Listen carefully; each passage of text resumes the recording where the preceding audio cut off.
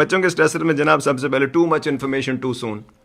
मैं कितने बच्चों को जानता हूं, और पीयर प्रेशर और एक कंपटीशन का एनवायरनमेंट इतना ज़्यादा है। ये दोनों चीज़ें कैसे, एक पीयर प्रेशर क्या, जहाँ पे हमारे बच्चे जब बाहर जाते हैं तो उस सोसाइटी जहाँ वो पढ़ते लिखते हैं उस सोसाइटी में और उस हालात में फिट इन होना चाहते हैं। वो घर आते हैं तो हमने एक टोटली एक इंसुलेटेड किस्म का एक अजीब एनवायरनमेंट बनाया हुआ जो कि बाहर की दुनिया से मुताबिकत नहीं रखता।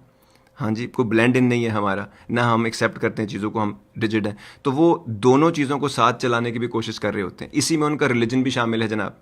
वो रिलीजन को जब देखते हैं और उनको बहुत प्रेशर आ जाता है कि जी ये फिट इन नहीं कर पा रहा, जो आप चीज़ें 3-4 मना करते हैं वही तो 3-4 चीज़ें हैं जो यूथ में है और सारी चीज़ें हैं, तो वो उसको भी आपस में समझ नहीं पा रहे होते। और ऊपर से कल्चरल की चीज़ों को उनका भी ये बड़ा प्रेशर है। अब too much information too soon भी है, क्योंकि उनको दुनिया में बदलते हुए चीज़ों की, और उनके जो 17, 18 और 20-20 साल के लोग जब मिलियनेयर होना शुरू हो गए हैं तो वो कंपटीशन इतना ज़्यादा बढ़ गया है कि वो दो चीज़ें हो रही हैं। एक जो कंपेटिटिव है वो कट थ्रोट हो गए, और दूसरे इतने कंपटीशन को देख के डर के दुबक गए हैं।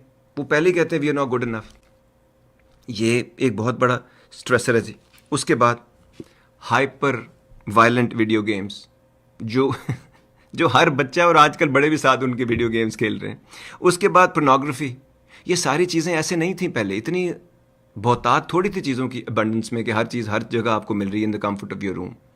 वो भी आप उसको भी एक वो डील कर रहे हैं। उसके अलावा availability and acceptance as a part of growing up in this society, और ड्रग्स वो भी डील कर रहे हैं लोग, उनके इर्द गिर्द लोग कर रहे हैं, और वो समझ रहे हैं कि ये नॉर्मल बंदा कर रहे हैं, लेकिन वो हमारे कल्चर में, हमारी सोच के हिसाब से वो एक उनके ऊपर बहुत बड़ा इशू है। दूसरा, वो आइसोलेटेड हैं, ज़्यादातर अपने कमरों में या अपने आईपैड्स पे रहते हैं, लेकिन एट द सेम टाइम इस लिमिटेड विजन के साथ वो दुनिया से सोशल मीडिया पे साथ कम्युनिकेट भी कर रहे हैं।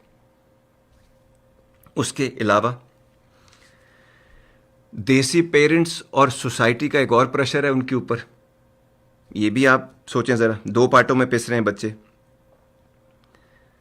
और एक और एटीट्यूड है फिर जो इन तमाम चीज़ों से जो हमें सबसे ज़्यादा तकलीफ़ दे रहा होता है पेरेंट्स को, और वो है जनाब के पहले था ना, can I have it, can we afford it, can I get this after I do this, और I prove this to you.